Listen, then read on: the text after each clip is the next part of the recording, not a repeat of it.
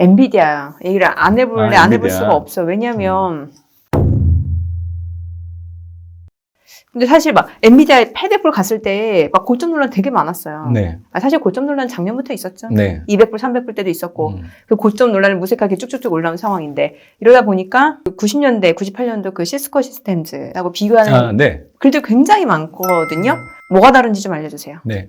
역사적 사상 최고치를 경신하는 주가의 향방에 대해서는 섣불리 예견을 하면 안 돼요. 그렇기 때문에 엔비디아 주가 차트 열어보고 단순하게 많이 올랐다는 이유만으로 이제는 더 못 가겠다 얘기하기는 어려워요. 그래서 이제 올해 들어서 다큰버블 때와 비교를 많이 하게 되는데요. 다큰버블 당시에도 나스닥 100 지수를 기준으로 얘기를 해드리면 12개월 확정 PER을 기준으로 말씀드리는 거예요. 그때 당시 60배 전후였고요. 그때 당시 주도 기업들은 시스코라는 기업이 있었는데 그 기업들 위주로 주가가 많이 올라갔죠. 그때 PER이 200배였어요.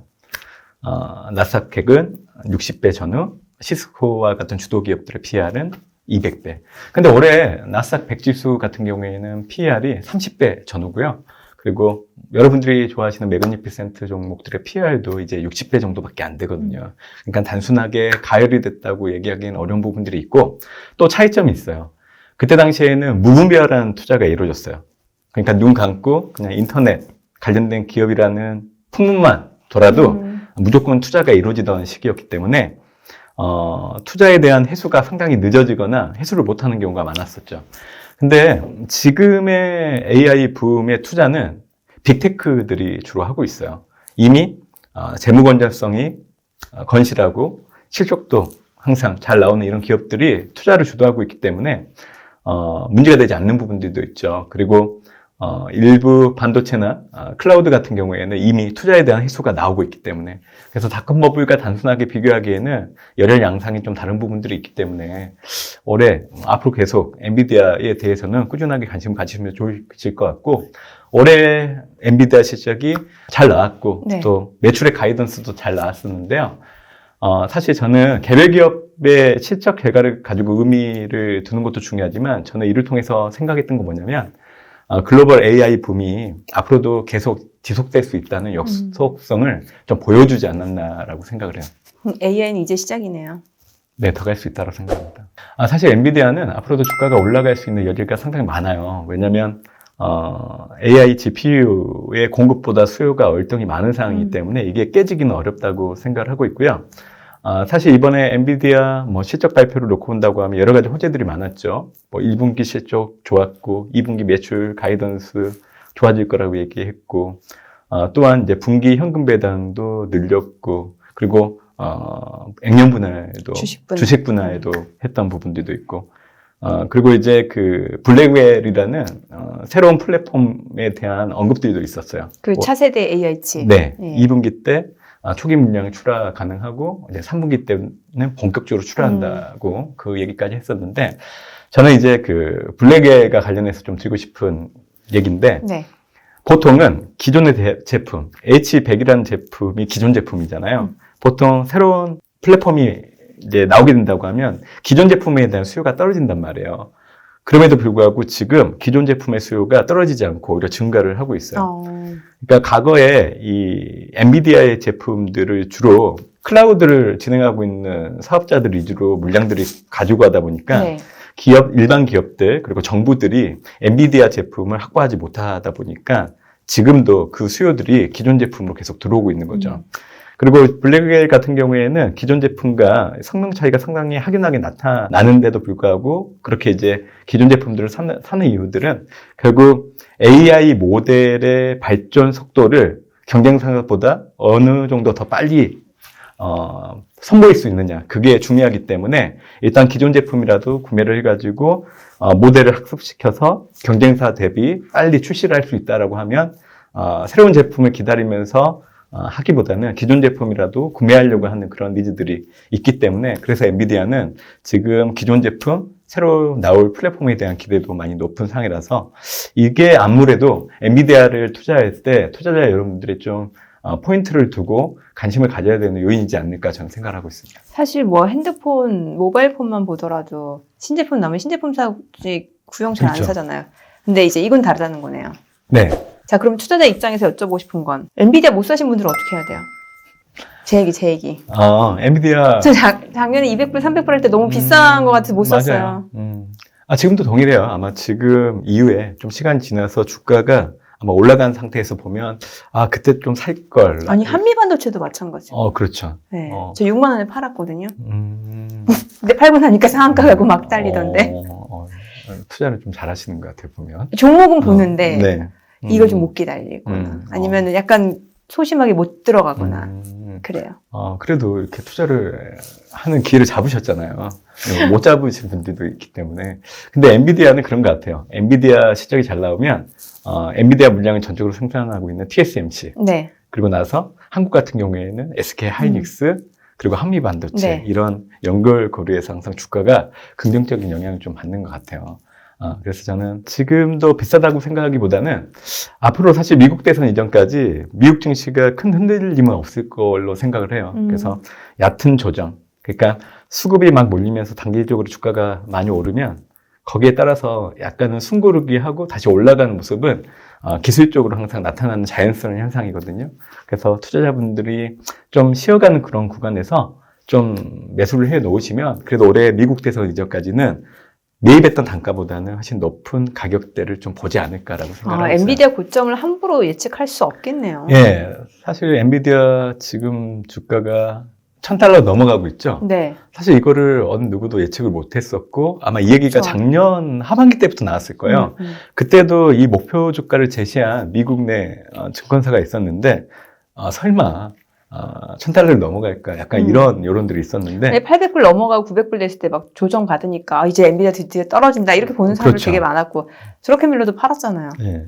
그럼에도 불구하고 지금 현실화 됐잖아요. 그러게요. 예. 그래서 아마 엔비디아 목표 주가는 계속 상향 조정되지 않을까 생각을 하고 있고요. 아까 이제 12개월 뭐 선행 PR 이런 밸류에이션 지표를 놓고 본다고 하더라도 엔비디아 주가가 지금 35배 정도밖에 안 돼요.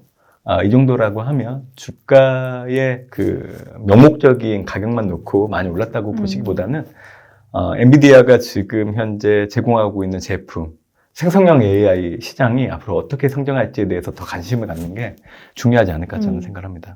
그럼에도 불구하고 엔비디아 매수 버튼 손이 안 가는 투자분들을 위해서 좀 알려주세요. 네, 좀 대신 눌러주시면 옆에서 여기 대고 있으면 예, 뭐 그렇게 하시면 좋을 것 같기도 하지만 사실 손이 잘 안 가요. 어쩔 수 없는 거예요. 저도 이제 그 마음을 잘 알고 있는데 네. 그럼에도 불구하고 그러니까 AMD를 사야 돼요? 아니면은 다른 매그니피센트 세븐의 다른 걸 사야 돼요? 일단 저는 경쟁사의 주가가 뒤따라서 움직이긴 하지만 그래도 시장을 주도하고 있는 1등 기업을 사는 게 맞다라고 생각을 하고 있고요. 왜냐하면 1등 기업이 만약 망가지게 되면 후발업체들의 주가의 하락폭은 거의 2배 더 변동성이 크기 때문에 그래서 저는 엔비디아를 중심으로 좀 보시면 좋을 것 같고 매그니피센트 제분 종목들 중에서 이제 제가 최근에 좀 거론을 많이 하고 있는 종목들은 메타 플랫폼스하고 테슬라 정도예요. 테슬라. 네, 제가 이제 거론하는 이유는 일단 주가가 갑자기 크게 떨어졌어요. 그렇기 때문에 이제 얘기를 좀 드리는 거고 만약에 주가가 흔들리지 않았다고 하면 저는 얘기를 못 해드렸을 거예요. 메타 플랫폼스 같은 경우에는 실적이 잘 나왔음에도 불구하고 실적 성장이 피크아웃 됐다는 그런 우려들로 인해서 주가가 실적 발표하고 나서 뚝 떨어졌거든요. 근데 그 원인들 말고도 또 메타 플랫폼스가 지금 메타라는 세계에 대한 투자를 상당히 많이 하고 있는 공격적인 회사이긴 해요. 그렇기 때문에 앞으로도 이 투자에 대한 캐파들이 계속 시장 예상보다는 높게 나올 수밖에 없기 때문에 이제 그런 부분들이 주가에는 부정적으로 작용할 여지는 있는 것 같아요. 그럼에도 불구하고 반대로 생각을 해보면 분명히 팬데믹 이후에 미국이 지금 현재 견고한 경제의 성장세를 보이는 그 기전에는 메타버스라는 산업을 찾았기 때문에 가능한 거예요. 그래서 지금 투자를 많이 하고 있는 기업들은 앞으로 3년, 5년 뒤에는 투자에 대한 회수가 생각보다 빠르게 일어날 겁니다. 그래서 저는 메타버스 시대가 거의 도래한다고 하면 우선적으로는 메타 플랫폼스라는 기업이 가장 수혜를 많이 받을 것 같아요. 그러니까 지금 같은 경우에는 AI 붐 인해서 이제 엔비디아가 주목받지만 사실 그 이전에 놓고 본다고 하면 클라우드 관련해가지고 사실 마이크로소프트가 가장 또 관심을 좀 받고 있다가 지금은 이제 AI GPU 때문에 엔비디아로 그 관심사가 옮겨가긴 했는데 궁극적으로 놓고 본다고 하면 메타 플랫폼스 주가가 다른 타 기업들 주가보다 상대적으로 더 올라갈 여지는 상당히 크다라는 생각이 있어서 말씀드리는 거고 테슬라는 주가가 앞으로도 좋지는 않을 거예요. 왜냐하면 모멘텀이 없어요. 테슬라 판매가 잘 안 되고 있기 때문에 그럼에도 불구하고 테슬라를 주목을 해야 되는 이유는 전기차 다음의 단계가 자율주행 그렇죠. 차입니다. 근데 자율주행과 관련된 가장 많은 데이터를 확보하고 있는 기업이 또 테슬라이기 때문에 아무래도 이제 로보택시를 발표하게 된다고 하면 그때를 기점으로 테슬라가 다시 한번 부각을 받을 여지는 있다고 합니다. 그래서 저는 테슬라 주가가 지금보다 더 떨어지진 않을 거예요. 그러니까 지금 가격이 올라갈 때보다는 떨어질 때마다 조금씩 사 모아 두신다고 하면 올해 로보택시 발표하고 나서는 주가가 다시금 올라가는 흐름으로 가지 않을까라고 생각을 하고 있어서 개인 투자자 분들에게는 매그니피센트 7 종목 내에서는 메타 플랫폼스랑 테슬라가 좀 그래도 가장 접근하기 수월한 종목이지 않을까 생각을 하고 있습니다. 혹시 SK하이닉스 한미반도체는 네. 어떨까요? 사실 엔비디아 얘기를 좀 먼저 얘기해드렸는데, 네. 저는 이 생성형 AI 시장이 앞으로 얼마만큼 커질지를 더 주목하시는 게 좋을 것 같아요. 그렇게 된다고 하면 결국 HBM을 생산하고 있는 기업들의 주가가 더 올라갈 수 있겠다는 생각이 들 수밖에 없거든요. AI 시장은 2025년 정도까지 놓고 본다고 하면 연평균 57% 정도 성장을 해요. 그리고 AI의 이 기술 변화가 빠르게 이루어진다고 하면 HBM, DDR5와 같은 고사양 메모리에 탑재되는 그 숫자가 상당히 커질 수밖에 없거든요.